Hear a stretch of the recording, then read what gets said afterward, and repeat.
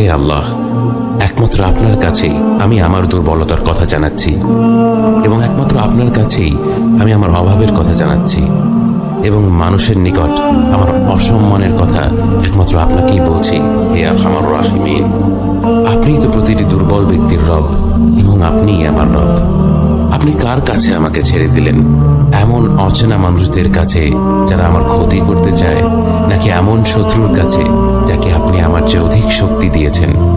হে আল্লাহ, যদি আপনি আমার উপর রাগ না করে থাকেন তাহলে এর কিছুতে আমার কিছু আসে যায় না, কিন্তু আপনার আশ্রয় পেলে আমার পরিস্থিতি আরেকটু সহনীয় হবে।